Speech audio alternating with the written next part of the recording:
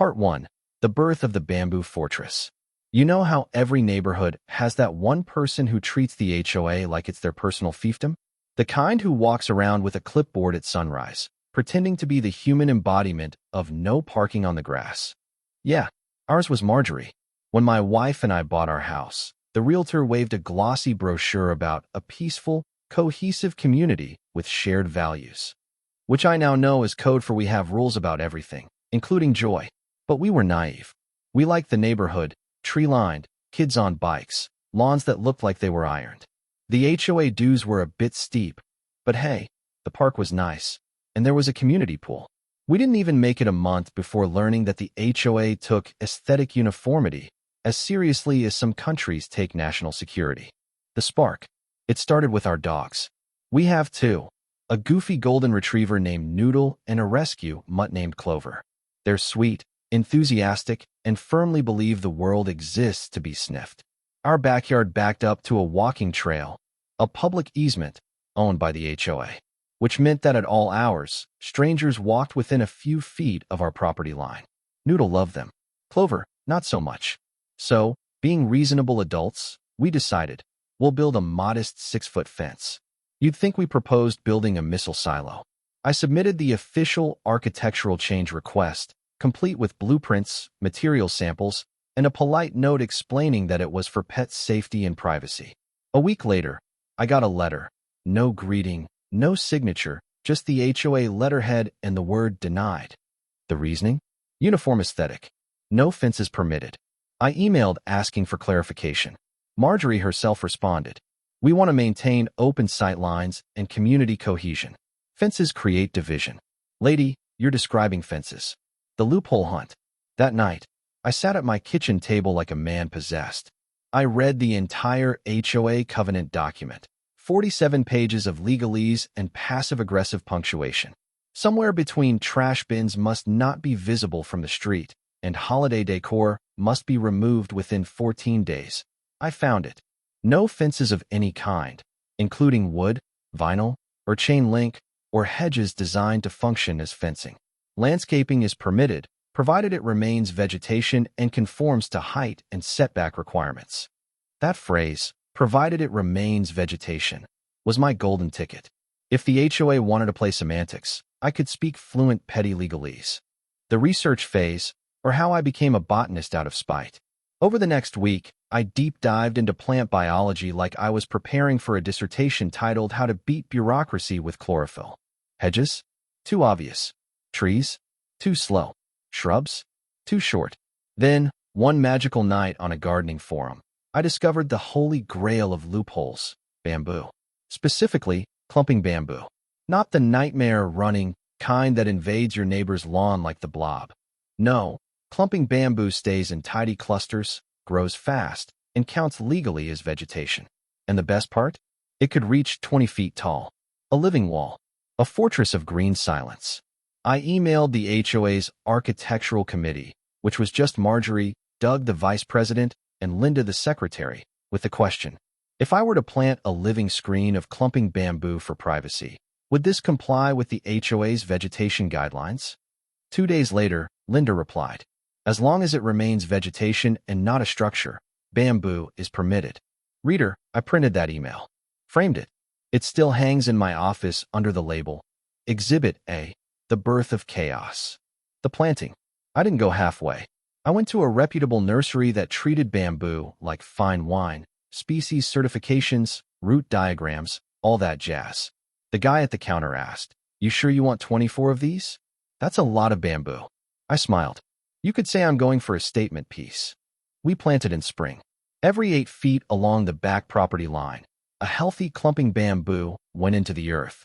We dug a trench, installed a root barrier anyway, belt and suspenders approach, and irrigated it with a slow drip system. My neighbors joked I was starting a panda sanctuary. Marjorie walked by during one of her inspection strolls and gave me that pursed-lipped look, the one that says, I don't have the rule yet, but I'll find it. Year 1, the green shoots of defiance. At first, it looked innocent enough, waist-high, leafy, kind of charming. Marjorie ignored it. Doug muttered something about Asian plants not matching the neighborhood aesthetic, to which I said, They're green, Doug. Like literally every other plant here. By the end of summer, it had doubled in height. I trimmed, watered, and whispered motivational quotes at it like a proud father at a soccer game.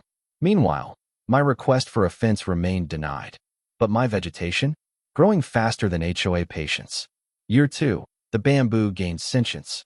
By spring of the next year, the bamboo had hit 10 feet. The path behind my house now passed through a cool, shaded corridor of whispering leaves. Runners on the trail actually thanked me for it. Someone started calling it the Green Tunnel. Kids played hide-and-seek in it. Marjorie did not thank me for it. She started making little comments at community meetings like, "Some of us have plants that might be getting a little ambitious." Doug called it a privacy wall in spirit. Linda just took notes like a stenographer at a trial. The notice. It happened in July. A thick envelope on my porch stamped, "Notice of Violation." It read, "You are in violation of Section 6.4b of the HOA Covenants. Unauthorized fencing or fencing equivalent vegetation. Fine, $250 per week until resolved." I nearly laughed myself out of the kitchen. I emailed back my framed Exhibit A. "Per your prior approval, bamboo is vegetation. Please clarify which definition has changed." The response came from Marjorie. "It has come to our attention that your vegetation is functioning as a fence, which contravenes the spirit of the rule." The spirit of the rule. We'd gone from legal text to seance. The showdown. They called for a special hearing. The meeting took place in the HOA clubhouse, a building that smelled like beige carpet and fear. There were 5 board members, all looking like they'd rehearsed frowns in the mirror. Marjorie opened with, "We appreciate your enthusiasm for gardening, but your bamboo."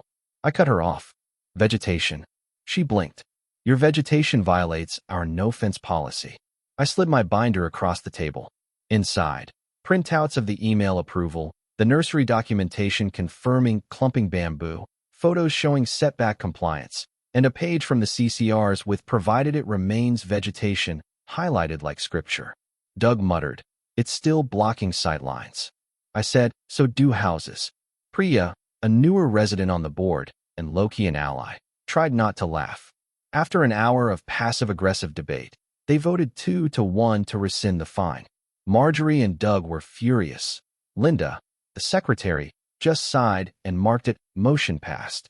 As I left, I swear I heard Marjorie whisper, "We'll revisit this." Oh, she would. And so would my bamboo. The turning point. By year 3, the bamboo was nearly 20 feet tall. Thick, lush, gorgeous. It made a sound when the wind hit. A soft, cascading whisper, like the world's most polite applause. The path behind my house. Now a local favorite. People took engagement photos there. One guy filmed a yoga video. It was beautiful, and the HOA hated it. They couldn't find me again without breaking their own precedent. But that didn't stop the petty stuff. Anonymous complaints about shade encroachment. A passive-aggressive newsletter about keeping vegetation tamed. Marjorie even tried to convince the landscapers who mowed the common areas to trim my bamboo, until one of them pointed out it was on my property. I'd walk my dogs past her house and give a friendly wave. "Beautiful day for vegetation, huh?" She never waved back. But the thing about bamboo, it keeps growing. And so does neighborhood gossip. And by year 5, both were about to explode. Part 2, the HOA strikes back.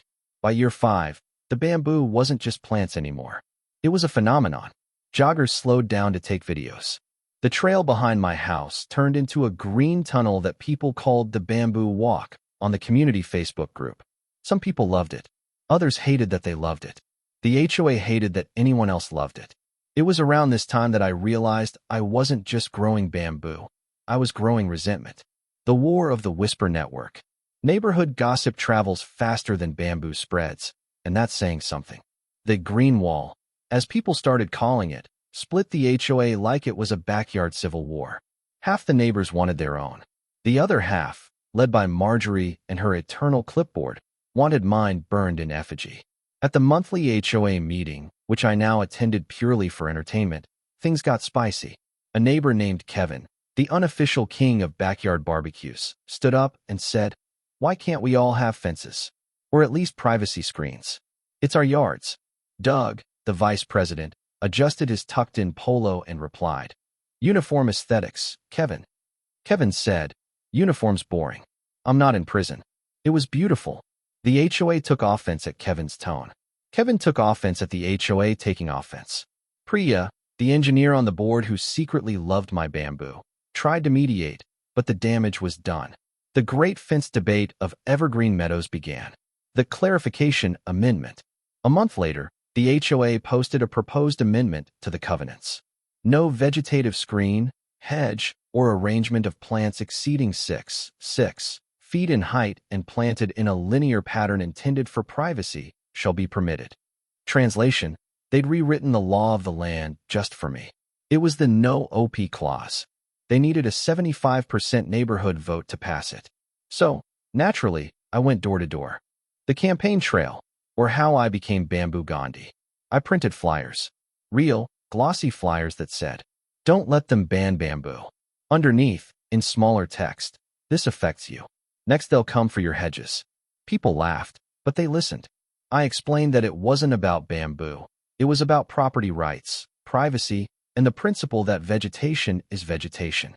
Some folks joined for the cause, others because they just hated the HOA telling them what to do.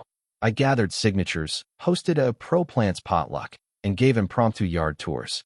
Even the people who didn't love bamboo started saying things like, "It's not hurting anyone." Except Marjorie's blood pressure. The vote. On vote night, the clubhouse was packed. I wore my Got Vegetation t-shirt, custom-made, $14.99 well spent. Marjorie called the meeting to order like she was launching a trial at The Hague. Doug gave a speech about neighborhood character. I countered with a PowerPoint titled, "The Character of Neighborhoods That Mind Their Own Business." It got applause. In the end, the amendment failed, 62% approval, short of the 75% required. Marjorie's face looked like someone told her the concept of control was being discontinued. I walked out of the meeting with a few pats on the back and a thermos full of triumph. The green fortress grows. By summer, the bamboo reached 20 feet. It had filled out into a wall so dense that light itself had to file a request to get through. Birds nested there. Rabbits made tunnels. Once, I swear, I saw a raccoon hold a neighborhood council inside it. Inside the grove, I built a little gravel path, my own secret retreat. I called it the Bamboo Hall. I'd sit there in the evenings, drink tea, listen to the rustle, and think, this is the sound of winning. It wasn't just a hedge anymore, it was a statement. And apparently, a statement was a direct threat to the HOA's ego. The retaliation. When pettiness fails through rules, it moves to procedure. That fall, I got hit with 3 courtesy notices in 1 month. 1. Trash can visible from street for 12 minutes past collection. 2. Front yard mulch color inconsistent with HOA-approved sample. 3. Mailbox door slightly ajar during daylight hours. Each one came with photos, printed from a camera that had clearly been wielded by someone crouching in a bush. Marjorie had gone full neighborhood paparazzi, so I responded like a bureaucratic ninja. I mailed in rebuttals, citing the exact covenant numbers and photo timestamps showing compliance. Each letter was signed, "Warm regards, OP and vegetation." After the third one, the notices mysteriously stopped. The HOA's PR war. Unable to win through fines, Marjorie tried to sway public opinion. The next community newsletter had an article titled, "When Landscaping Goes Too Far." It warned of overgrown vegetation that disrupts community sightlines and wildlife balance. The attached photo was cropped just enough that you couldn't quite tell it was my bamboo. Kevin called me laughing. "Dude, you're the villain of the month." So I made my own flyer. Same layout, same title font, but mine said, "When rules go too far." Underneath, a photo of the bamboo in full majestic glory with the caption, "Still legal, still vegetation." I posted it on the community bulletin board right next to the pool. By the next morning, it had 30 smiley face stickers on it. HOA meeting number 473, the ambush. I should have known they'd try again. In December, I got an email. Attendance requested at next HOA meeting to discuss landscaping compliance. Which, translated from HOAEs, meant, prepare for nonsense. I walked in wearing a sweater that said, "Ask me about my vegetation." The room was full. Curious neighbors, bored spouses, and the usual bored suspects. Marjorie started with a dramatic sigh. "We've had continued concerns about the bamboo along Lot 42. That's me. Lot 42. It's casting shade on the walking path. Priya interjected, "That's what plants do." Doug jumped in. "It's creating a visual barrier inconsistent with the open aesthetic." I said, "You mean privacy?" The audience chuckled. Then came the twist. They'd invited a landscaping consultant to speak. Some guy in khakis and a logo polo, clearly paid to say, "Yeah, that's tall." He started to mumble about potential for invasive spread, and I dropped my binder on the table like a gavel. "Clumping bamboo," I said. "Certified non-invasive, documented species. Here's the nursery paperwork. You approved it in writing." The poor consultant's eyes went wide. "Oh, well, then, that's fine, actually." Silence. Marjorie's left eye twitched. The audience erupted in restrained giggles. The motion to find me again died on the spot. The neighborhood starts planting. The following spring, bamboo fever swept through evergreen meadows. Kevin planted a row of Italian cypress trees and called them diet bamboo. Priya experimented with tall flowering cane grass that she said was for science. A few houses over, someone planted arborvitae and told the HOA it was emotional support vegetation. Marjorie lost her mind. She started patrolling with a tape measure and a clipboard, muttering things like, linear patterns, linear patterns." At one point, she measured my bamboo's shadow. Not the bamboo, its shadow. My wife, S, looked out the window one morning, saw Marjorie crouched with a ruler at sunrise, and said, "I think you broke her." I sipped my coffee. She started it. The anonymous letter. Around midsummer, I found an unmarked envelope taped to my front door. Inside, a single typed page. "Your bamboo is becoming an eyesore. It's not fair to the community. You think you're clever, but people are getting sick of it. Be a good neighbor. Cut it down before someone does it for you." No signature. No return address. Just the faint smell of bitterness and dollar store perfume. I scanned it, saved it in a folder labeled Evidence, and shrugged. If you've never been passive-aggressively threatened via anonymous stationery, it's like being menaced by a beige ghost. S wanted to call the cops. I said, "Nah, let's wait. Let's see how creative they get." Turns out, they get very creative. The sabotage. 2 weeks later, I noticed something strange at the far edge of the grove. New shoots, but off. Different color, different spacing. And the roots, when I dug a little, looked wrong. Running bamboo. The invasive kind. Not mine. It was growing outward, not clumping inward. And not from my barrier, from the common area behind the trail. Someone had planted it there deliberately. I took photos, dug up a section, and bagged a sample. Then I emailed the HOA. "Hi all. I've discovered someone has introduced a running bamboo species into the HOA's common area behind my property. It's not from my grove, confirmed by nursery documentation. This could cause long-term issues if not addressed. I'd be happy to assist in removal if the HOA acts quickly. Regards." Op. No response. A week later, I got a notice of nuisance. The accusation. It was written in that smug, full legal HOA tone. "Your vegetation appears to be spreading beyond property boundaries into common land. Immediate remediation required." They even attached photos of the running bamboo in the common area, as if I hadn't already reported it. S looked at me and said, "They're framing you." I nodded. Time to go full Sherlock shrub. I dug deeper, literally. The running bamboo's rhizomes led away from my property. Someone had planted it from the other side. There were shovel marks, fresh mulch, and, jackpot, a half-buried plant tag. The tag read, "Golden running bamboo." A species I'd never touched, from a different supplier than mine. Whoever did it had bought invasive bamboo, planted it behind my grove, and tried to make it look like mine was spreading. The investigation begins. I called the nursery where I got my plants. The owner, a retired botanist who probably dreams in Latin, gave me a full species certification packet. He even offered to visit and verify. I also hired a local arborist, a woman named Trina who had forensic-level plant knowledge, to do an official comparison report. 2 days later, Trina came over with calipers, gloves, and a clipboard. After an hour of examining leaves, culms, and rhizomes, she said, "Yeah, these are totally different. Whoever planted this knew what they were doing."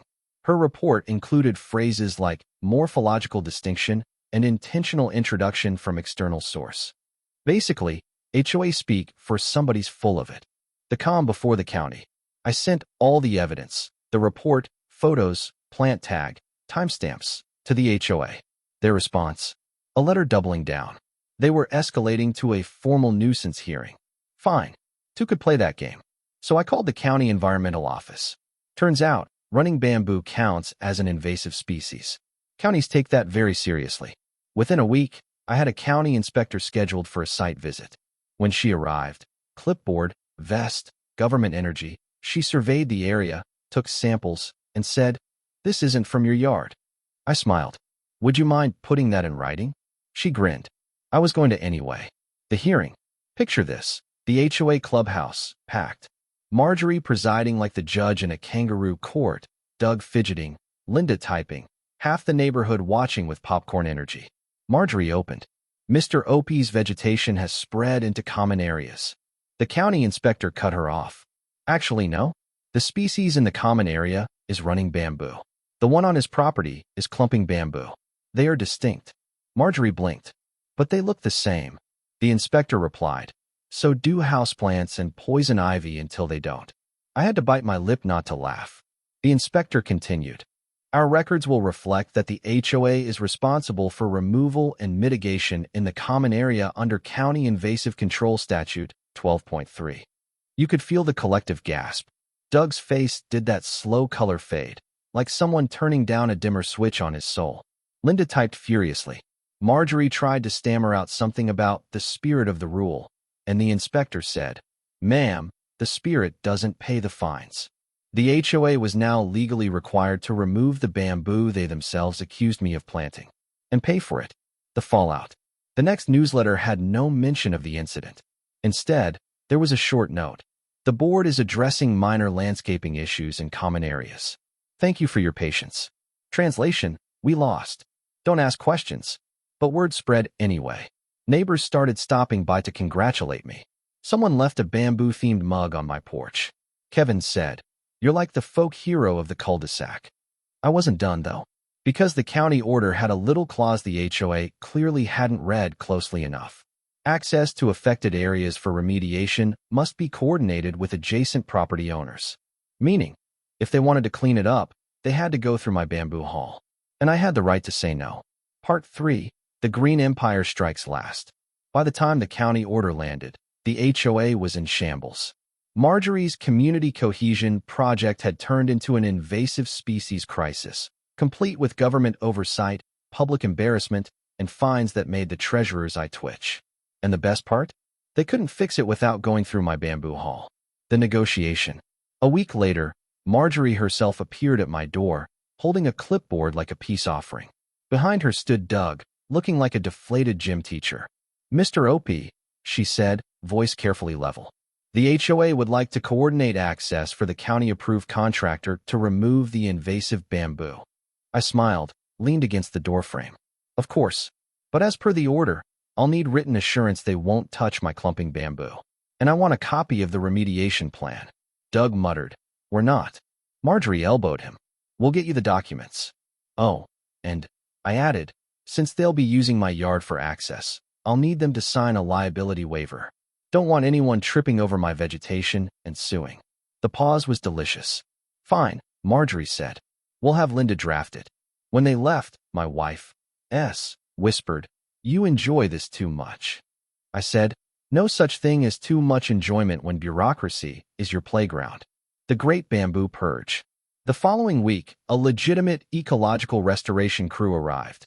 Not the usual guy with a weed whacker setup, but full-on professionals with helmets, gloves, and an air of government-grade competence. They introduced themselves, nodded respectfully at my towering bamboo, and said, "We'll be working on the HOA's side." "Be my guest," I said. The hall's open. They wheeled their equipment through my bamboo tunnel, the same tunnel the HOA had tried to find me for. Marjorie had to walk behind them, clipboard clutched like a rosary, as the leaves rustled around her. It was glorious, like a pilgrimage through the temple of her own defeat. For 2 weeks, the crew dug trenches, removed invasive rhizomes, and installed a barrier system on the HOA's side. The county rep came by every few days, nodding approvingly at my clumping grove. "This one's exemplary," she said. "You could teach workshops." "You hear that, Marjorie? Workshops. The discovery." On day 9, everything changed. The restoration team was trenching near the common area fence line when they hit something hard. At first, they thought it was debris. Then they uncovered nursery pots, several of them, still half-buried, each containing dried remnants of running bamboo. The crew foreman called the county rep. The county rep called the HOA president. And within an hour, the scene looked like a cross between CSI, suburbia, and a Home Depot crime scene.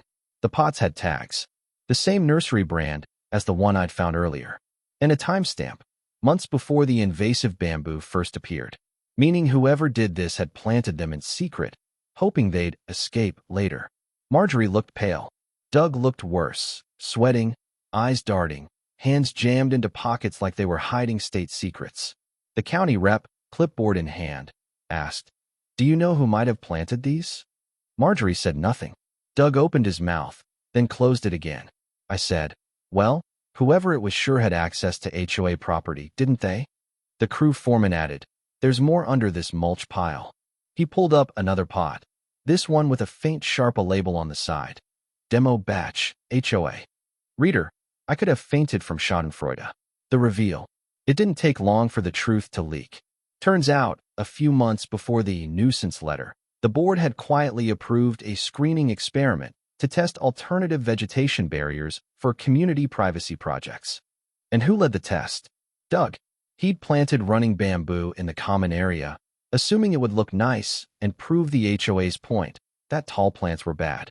But instead of staying tidy, it went full apocalypse mode. When it started spreading, he panicked and tried to blame me. The county's report was merciless.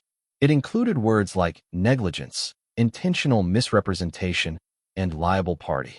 They fined the HOA for invasive introduction and improper containment.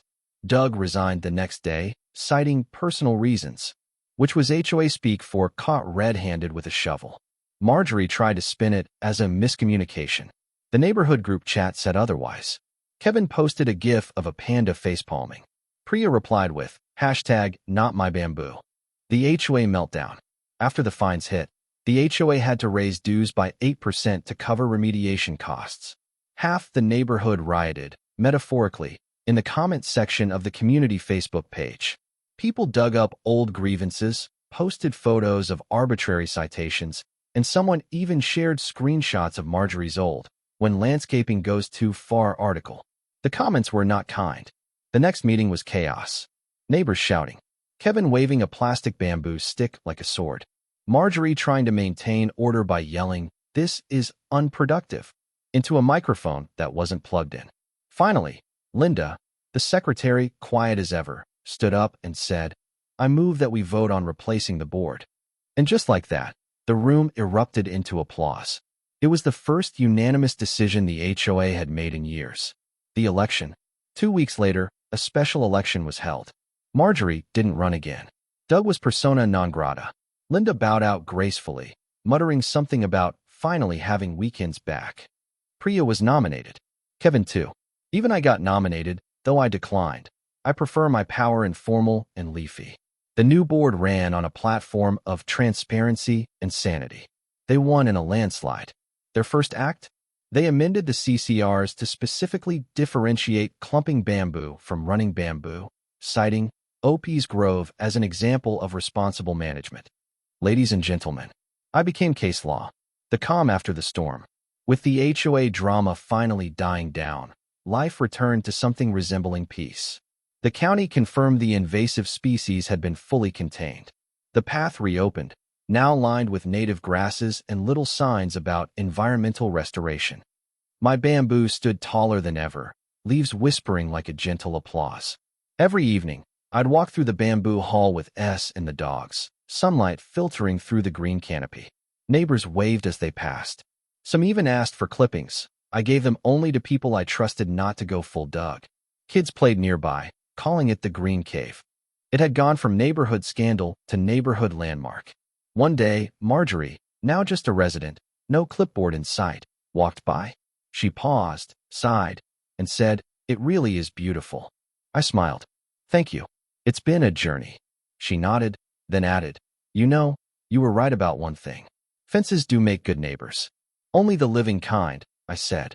She laughed, just once, and kept walking. The twist of the storm. Months passed in peace, until one summer storm decided to remind us that karma loves reruns. It rained for 3 straight days. The drainage swale behind the bamboo filled up like a moat. Water rushed along the concrete weirs the HOA was supposed to maintain, emphasis on supposed to. When the rain finally stopped, half the trail was underwater. Marjorie, now just Marge from Lot 8, posted on Nextdoor. Anyone else notice the flooding behind Lot 42? Could the bamboo be blocking drainage? I rolled my eyes. Here we go again. Except this time, it wasn't my bamboo. When the county came to inspect, they found something bizarre. Someone had built a dam out of cut bamboo stalks, green, zip-tied together, wedged against the concrete weir. The inspector looked at me and said, "This wasn't natural." I said, "Nothing about this neighborhood is." Then came the kicker.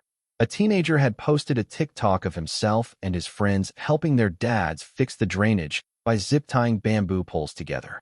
And in the background, Doug's voice, saying, "Yeah, just stack them higher, it'll stop the flow." The return of the county. The county rep was not amused. She issued another fine, this time for unauthorized modification of a drainage control structure. The HOA's insurance covered some of it, but the deductible alone wiped out the board's summer social budget. Priya called me the night it happened, half laughing, half sobbing. "I'm so sorry," she said, "but you won't believe this. Doug's kid uploaded the video himself. It's got captions and everything." I watched it. It had 20,000 views and a caption that said, "Helping Dad Fix HOA Bamboo Flood Face with Tears of Joy." The county rep's report was brutal. Evidence indicates intentional obstruction of public drainage infrastructure using non-native plant material. Translation: Doug tried to fix the drainage by building a dam out of the very bamboo he'd planted illegally months ago. You couldn't script this better if you tried. The final meeting. The HOA held one last emergency meeting to address the bamboo situation. By now, everyone was tired. Tired of fines, tired of drama, tired of Doug. He showed up anyway, trying to defend himself. "It was just a misunderstanding," he said. "We were experimenting." Priya stood up. "Doug, your experiments have cost this neighborhood thousands of dollars and 3 public apologies." Kevin added, "And my yard flooded. My grill floated." The laughter that followed could have powered the clubhouse lights. Doug slumped in his chair, mumbling about good intentions. Someone in the back yelled, "Tell it to the pandas." It was perfect. The epilogue, the sound of vindication. That was 2 years ago. Since then, life's been peaceful. The new board keeps things reasonable. No more anonymous notices, no more uniform aesthetics nonsense. They even hold a yearly Plant Appreciation Day. Guess who's the guest speaker? Yep, me. I give a short talk about responsible vegetation management, which is really just code for how to win a war with patience and photosynthesis. The kids get little bamboo bookmarks. The adults laugh about the Great Bamboo War. Even Marjorie comes sometimes, bringing cookies like a retired general attending an old battlefield memorial. My bamboo still stands, 20 feet tall, serene, a monument to petty perseverance. The county still uses photos of it in their native-compatible landscaping guide. And every time the wind blows, the leaves whisper softly, "You were right." The very last twist, because chaos always finds a sequel. About a month ago, a realtor brought a couple to see the house next door. I was out front trimming some new shoots when I overheard her say, "Don't worry, this HOA is strict. No fences or tall hedges allowed." The buyers looked at my 20-foot green wall, clearly confused. The realtor hesitated, then said, "That's, grandfathered in." I turned, smiled, and said, "Nope, just vegetation." The couple laughed. The realtor didn't. 2 weeks later, the couple bought the house. They brought over a small potted bamboo as a housewarming gift. Attached to it was a little note. "We heard this neighborhood has a lot of growth potential. Let's put it on our porch." I looked at it, smiled, and whispered, "Welcome home." Then I heard it. The familiar sound. The rustle that started it all. 1,000 thin leaves brushing against each other like applause. Because sometimes, the best revenge isn't loud. It's green. It's legal. And it grows 20 feet tall.